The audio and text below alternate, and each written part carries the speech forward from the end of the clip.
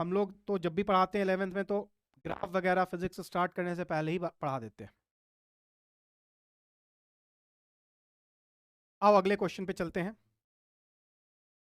अब देखो इस तरह के क्वेश्चन जो है 2D मोशन, यहां पे 2D मोशन चल रहा है। अब यहां से आपका जो प्रोजेक्टाइल का थोड़ा बहुत कॉन्सेप्ट था वो आपको आ जाएगा समझ में। तो जिन्होंने प्रोजेक्टाइल नहीं पढ़ा है बिल्कुल भी घबराने की जरूरत नहीं है। जिन्होंने प्रोजेक्टाइल नहीं पढ़ा है उनको मैं बता दूं कि मैं आपको यहां से प्रोजेक्टाइल समझा दूंगा, ठीक है। अगर पहले से प्रोजेक्टाइल समझा हुआ है तब तो कोई दिक्कत की बात नहीं, नहीं भी पढ़ा है तो आपको यहां भी समझ में आ जाएगा। टेंशन लेने की बात नहीं, बस समझते हैं होता क्या है 2D मोशन में। तो यहां पे बोल रहा है find the magnitude of uniform electric field E, direction दे रखा है, if an electron entering with velocity 100 metre per second. अब देखो ये रीजन है जिसमें इलेक्ट्रिक फील्ड है नीचे की तरफ, ये दे रखा है क्वेश्चन में। एक इलेक्ट्रॉन यहां से इंटर करता है भाई, एक इलेक्ट्रॉन यहां से इंटर करता है 30 डिग्री का एंगल बनाता हुआ, 100 मीटर पर सेकंड इसकी स्पीड, ठीक है भाई। अब इलेक्ट्रिक फील्ड है, ठीक है। तो इलेक्ट्रॉन का पाथ अपने को कुछ बता रखा है, कुछ दिखा रखा है। इलेक्ट्रॉन का पाथ कुछ ऐसा है, 2D मोशन है, इसका एक्स कोऑर्डिनेट भी चेंज हो रहा होगा जाहिर सी बात है, और वाई कोऑर्डिनेट भी चेंज हो रहा है। और जब बाहर निकलता है तो 60 डिग्री का एंगल बनाता हुआ बाहर निकलता है। यहां से जब ये बाहर निकलता है तो 60 डिग्री का एंगल बनाता हुआ बाहर निकलता है, ठीक।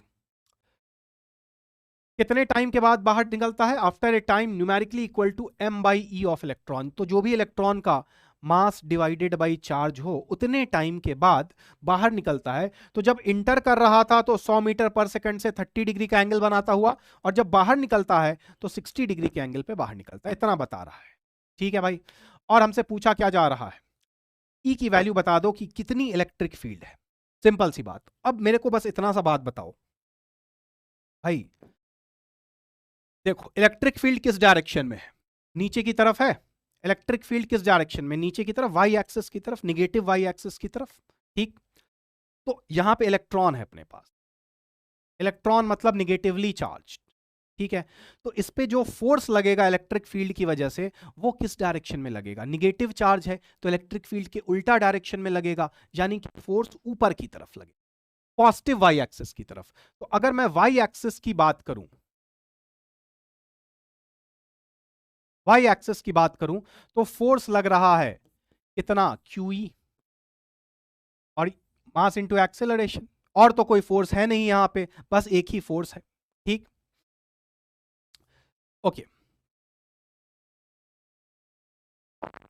यहां से एक्सेलरेशन क्या आ जाएगा? QE/m।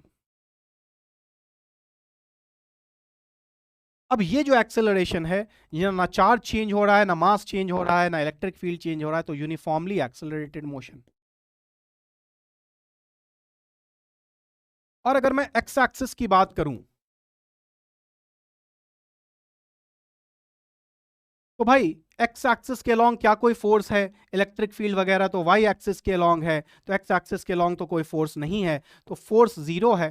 फोर्स जीरो मतलब एक्सेलरेशन जीरो, मतलब कैसा मोशन है? वेलोसिटी कांस्टेंट, यूनिफॉर्म मोशन है भाई।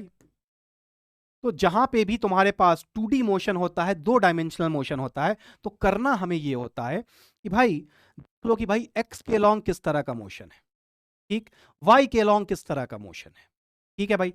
तो हमने यहां पे देखा कि भाई ये जो फोर्स है अपने पास वो कितना है? QE है। डायरेक्शन में इलेक्ट्रिक फील्ड नीचे की तरफ है तो फोर्स ऊपर की तरफ होगा, मतलब वाई एक्सिस में ऊपर की तरफ फोर्स है, तो एक्सेलरेशन है QE/m जो कि कांस्टेंट है। तो वाई के अलोंग कैसा मोशन मेरे दोस्त? Uniformly accelerated motion, acceleration constant है। एक्स के अलोंग कोई फोर्स नहीं, यानी कि कांस्टेंट वेलोसिटी के साथ मूव करेगा। बस इतना सा काम करना है, कहीं पे भी 2D मोशन हो, चाहे इलेक्ट्रोस्टैट्स में 2D मोशन आए, चाहे प्रोजेक्टाइल मोशन में 2D मोशन आए, या फिर और कहीं भी दुनिया में 2D मोशन आए, कोई फर्क नहीं पड़ता है। करना बस यही है कि भैया आपको देख लेना है कि किस तरह का मोशन है, और जैसा भी मोशन है उससे रिलेटेड इक्वेशन लगा दो मेरे दोस्त, बात खत्म हो गई, ठीक। फोर्स है किधर, वाई की तरफ। बहुत सारे लोग बोल रहे हैं समझ में नहीं आया भैया, फोर्स किधर है, इलेक्ट्रोस्टैटिक फोर्स तो इलेक्ट्रिक फील्ड के ऑपोजिट डायरेक्शन में होगा ना, इलेक्ट्रॉन निगेटिव चार्ज है तो। ठीक, तो फोर्स है वाई की तरफ, तो एक्सेलरेशन भी वाई की तरफ। तो वाई के अलोंग कैसा motion, constant accelerated motion, uniform accelerated motion. X के अलोंग कैसा मोशन, कोई फोर्स नहीं है, तो एक्स के अलोंग क्या है भैया, एक्स के अलोंग फोर्स 0 है, यानी कि स्पीड हमारी क्या है एक्स के अलोंग, कांस्टेंट है। ठीक, अब बस सिंपल सी बात है कि भाई यहां पे देखो, ये जो अपनी वेलोसिटी थी 100, इसको रिजॉल्व करो एक्स के अलोंग और वाई के अलोंग। एक्स के अलोंग क्या है भाई, ये 30 डिग्री है, तो एक्स 100 cos 30, वेलोसिटी का कंपोनेंट cos 30 मतलब √3/2, 50 √3। वाई के अलोंग कितना भैया, 100 sin 30 मतलब 50। अब मुझे ये समझ में आ गया कि एक्स एक्सिस के लॉन्ग वेलोसिटी कांस्टेंट है, तो भाई इस वेलोसिटी को मैं मान लेता हूं v।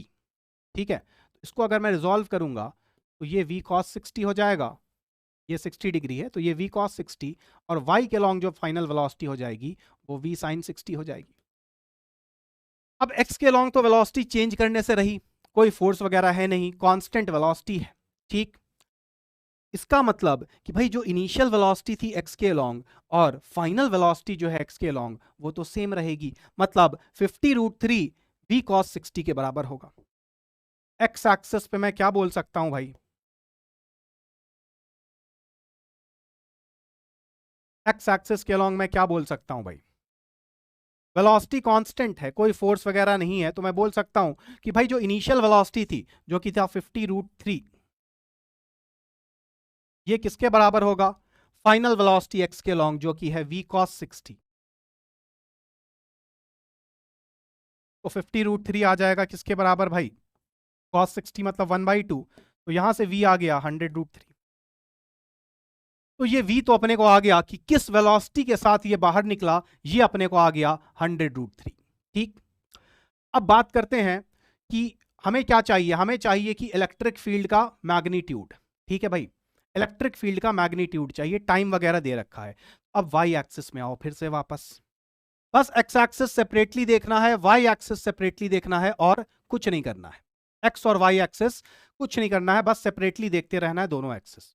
अब वाई में देखो क्या क्या चीजें अपने पास है, यूनिफॉर्मली एक्साइटेड मोशन है, फाइनल वेलोसिटी वाई के अलोंग पता है, इनिशियल वेलोसिटी पता है, एक्सेलरेशन अपने को पता चल चुका है। ठीक, और टाइम दे रखा है, तो v = u + at लगा लो। ठीक है, वाई एक्सिस के अलोंग क्योंकि यूनिफॉर्मली एक्सेलरेटेड मोशन है, तो final velocity along y, that is initial velocity along y plus acceleration along y into t लिख सकते हो। कहीं भी यूनिफॉर्मली एक्सेलरेटेड मोशन होगा तो v = u + at, s = ut + ½ at square वगैरह यूज किया जा सकता है। तो फाइनल वेलोसिटी क्या है, v sin 60 है, तो v हो गया 100 √3, sin 60 क्या हो गया √3/2। इनिशियल वेलोसिटी y के अलोंग क्या है, इनिशियल वेलोसिटी y के अलोंग 50, एक्सेलरेशन y के अलोंग क्या है, QE/m है, QE/m। तो चार्ज ऑन इलेक्ट्रॉन E से रिप्रेजेंट कर दो, और कितने टाइम के बाद बात किया गया था, m/e, टाइम कितना था भाई, m/e, तो टाइम के बदले लिखो m/स्मॉल e, स्मॉल m से स्मॉल m कटा, e से e कट गया।